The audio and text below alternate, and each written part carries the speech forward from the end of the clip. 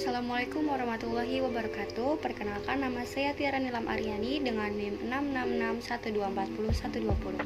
Di sini saya akan menjelaskan terkait analisis saya terhadap Kementerian Kesehatan Republik Indonesia yang berisikan analisis IFAS, EVAS, prinsip-prinsip, dan juga evaluasi BSC.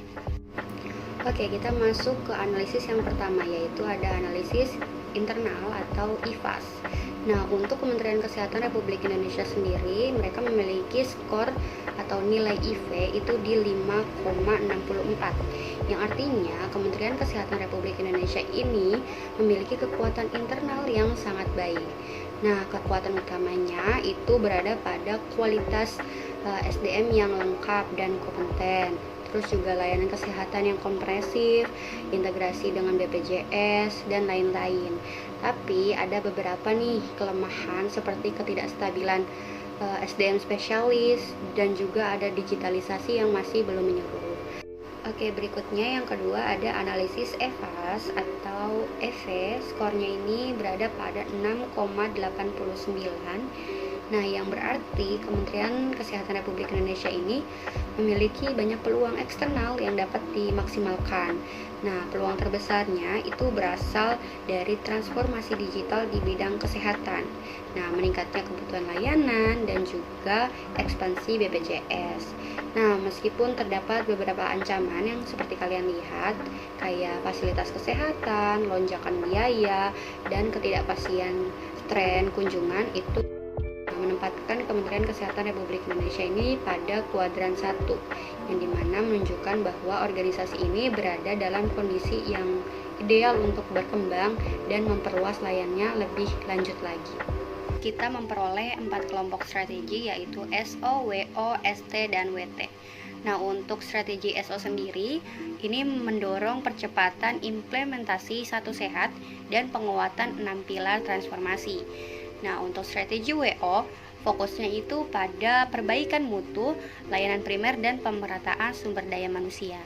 Kita lanjut ke strategi ST, yang dimana ini memanfaatkan kekuatan regulasi dan jaringan fasilitas untuk menghadapi ancaman pandemi dan inflasi kesehatan ke depannya. Nah, untuk strategi WT, ini menekankan pada kemandirian industri kesehatan serta penguatan ketahanan sistem kesehatan daerah. Oke, selanjutnya kita akan membahas terkait prinsip-prinsip dari Kementerian Kesehatan.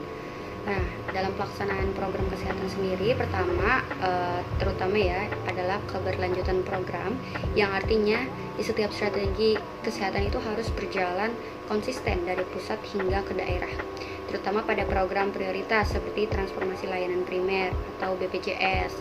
Terus yang kedua ada prinsip menyeluruh dan terintegrasi. Nah, kebijakan Kementerian Kesehatan ini mencakup seluruh unit dan membutuhkan koordinasi lintas fungsi serta lintas faktor. Dan yang ketiga ini ada objektif berbasis data. Jadi setiap perencanaan dan pelaksanaan strategi itu harus dilakukan dengan menggunakan data yang valid agar keputusan itu menjadi tepat sasaran. Nah, untuk prinsip yang keempat yaitu keabsahan dan kredibilitas informasi. Nah, semua kebijakan itu harus berbasis standar nasional, regulasi yang berlaku, dan bukti ilmiah sehingga memiliki dasar hukum yang kuat. Dan yang kelima ada penggunaan analisis kritis dalam pengambilan keputusan.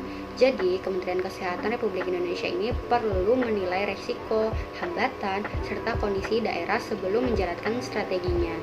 Dan yang keenam atau yang terakhir yaitu berorientasi pada manfaat kesehatan. Jadi setiap strategi ini harus dirancang untuk menghasilkan dampak yang nyata, seperti peningkatan akses layanan, penurunan angka kesakitan di suatu daerah, dan peningkatan kualitas SDM kesehatan.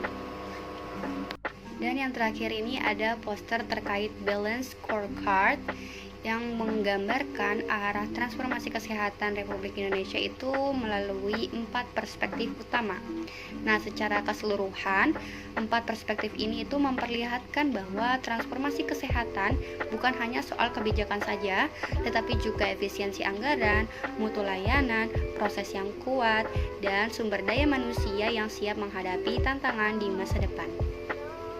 Dengan demikian, seluruh proses ini menunjukkan bahwa transformasi kesehatan Indonesia itu terus bergerak ke arah yang lebih kuat, lebih efisien, dan lebih berfokus pada kebutuhan masyarakat.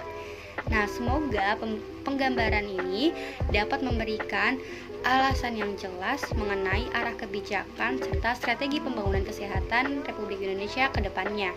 Terima kasih sudah menyaksikan, sampai bertemu di lain pembahasan.